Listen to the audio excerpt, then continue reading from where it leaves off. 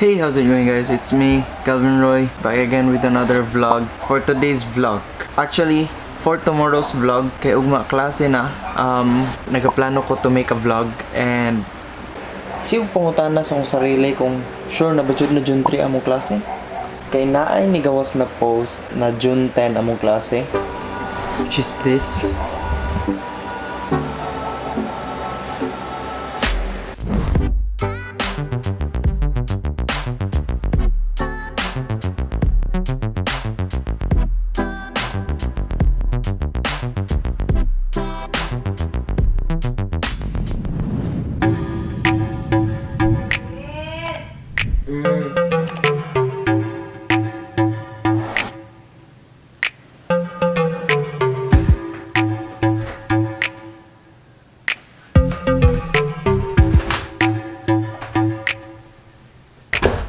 Today is Monday. Today is first day of school.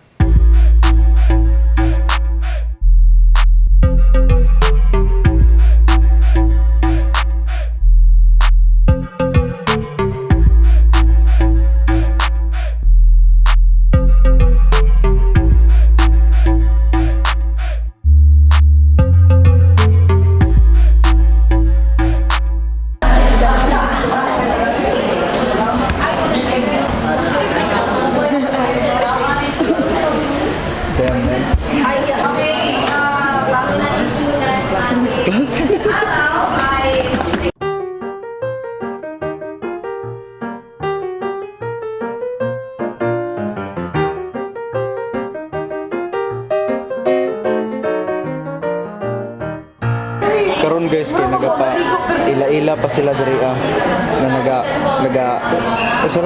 introduce yourself pa sila diri nakakilay man good. Nya isa day sa ano kay nabalik rami diri sa 207, like same room dati man. Mura ra mig nag-sem break mo jud ang pinakalain kay ang uban nabalhin og 205, nabalhin og 206. Pero moro gud gyapon ang structure sa room good.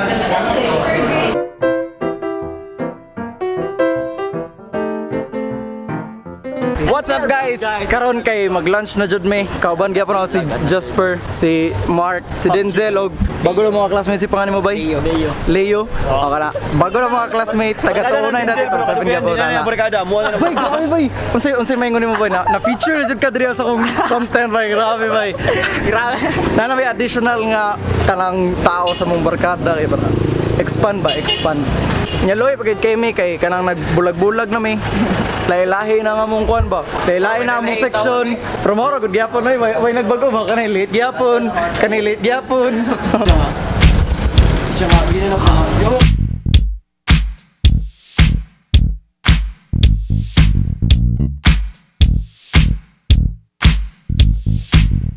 By the way, ang classmate lang din ako diri kay si Mark, si Jasper, o gani, si Leo, classmate ako bago. Si Denzel, kay kuha na siya, unsay ka? Ay, 205. Niya si Gio.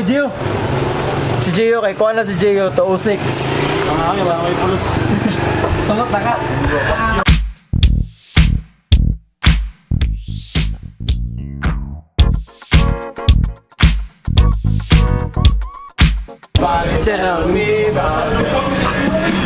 Guys, crossover day guys. Kami na yung vloggers ng Samantha. Kami na yung vloggers ng Samantha day. Kasaban mi bay. Catalunan ni bayoy. Ang kuanay na mo, ng pinaka most vital piece sa mga vlogger kay si kuan bay, DJ Maki. Matsanitas yo, matsanitas. Narito special guest ni Ron. Gikan ni siya sa kuan Planet Namek. Goku! Ayaw na, Goks. Planet Namek mo. Goks. Awa. Oh, Gohan. Na bago lang namin nagsulurek klase, gingon na siguro ng Kelvin ganina, no? Hawi mo din sa kamot yung ma-vlogger, no?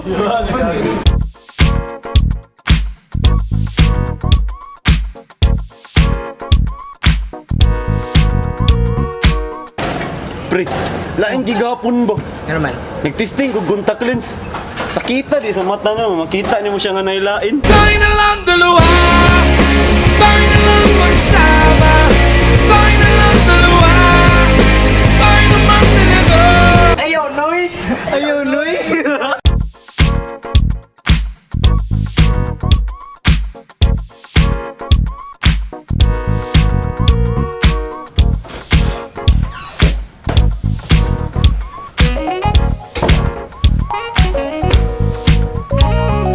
Alright, so karon tagaan ta mog mga tips, especially sa mga bag-o sa UM, iya ka ng mga freshmen. So karon guys, sugdan nato ang paghatag na og tips sa inyo ha. And siguro diri sa paghatag na og tips maging hipokrito ko. Kay some of the tips na ihatag na ko sa inyo ha, kay actually dili na ko gina-apply sa akong sarili. But tatagan gyapon ta mo in case nga makatabang ko sa inyo ha, in a way nga kanang karon nga naa na mo sa UM or mag senior high na mo, gusto ta mo tabangan. So tip number 1, ayaw expect nga ang UM is a perfect school. It's a good school na kanang eskwelahan gid ninyo, but do not expect nga it's a perfect school. No school is perfect guys, and kabalo taan ang tanan. UM has its own imperfections, and isa dira kay ang scheduling nila. Like me personally, dira ako nag junior high and dira ako nag senior high, karon I'm taking grade 12 currently. And ang mapansin nako always sa ilahang schedule is maglibog ka kung ing-ani ba jud ang buhaton ana nga adlaw or pwede ra dili mo sulod. Kana ingana nga butang kay I think dili lang UM ang naingani nga imperfection no.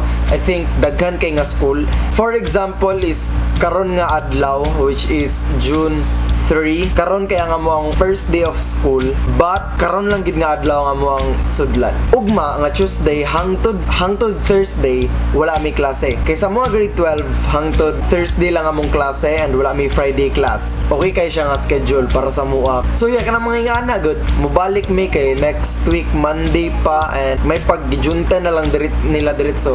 Second tip na mahatag na ko sa inyo guys, kay dapat sure mo sa inyohang gitake nga strand. Ako nag-STEM ko, ako sa akong sarili. Dili ko sure sa STEM. Gitake lang na ako ang STEM because na-added to ang majority of my friends. So mo dyan na ako ang pinaka-first na reason nga ako nag-STEM. And actually, wala pa na ako nakuha ang ako ang NCAE results. Wala ko idea kung asa jud ko mabilong, and that is my number 1 problem karon kay grade 12 na ko, and yet wala pa ko kabalo kung unsa akong kuha na course pagka-college. So, I think mao na akong matip sa inyo ha. You should know kung unsa na gyud ang para sa inyo ha. If you're same as me nga kanang wala pa pod, okay lang man siya as long as dili ka magmahay sa emuhang kwaon. I mean ako wala man ko nagmahay nga nag-STEM ko. I mean it's fun, it's challenging, and anyway, moving to tip number 3. So ang mahatag sa inyo nga tip karon guys is always follow your schedule. Kanang kay ako personally dili ko ganahag Filipino time, kanang attitude sa Pinoy nga kanang 8 AM ang sabot pero mga do or muhawag balay alas 9 nga na good. Mura lang po nag sa klase guys, kay ang sa UM ang good 3 consecutive lates is equal to 1 day absent. So yeah, I think diraa ninyo matarong ang inyong ingana nga mentality nga kanang bahala na yung alas 7 pa mong klase nga na good. So proceeding with the 4th tip, ang akong matip sa inyo guys, ikaupat nga matip sa inyo is trust yourself during the process. Ang kaning senior high school, kabulot ang tanan na preparation ni siya for college. So, diri magsugod ang tanang kalisod nga imong ma-experience as a student. Na yung mga students na easy lang para sa ilaha ang kaning mga klase nga subjects, kanang mga calculus, basic calculus, pre-calculus, kanang mga physics, kanang mga basta kanang mga science and math related na subjects. So, proceed na ta sa 5th and last na tip na ko nga ihatag sa inyo. Paminaw mong tarong mo ang pinaka-importante to survive senior high school. Dapat mo bright.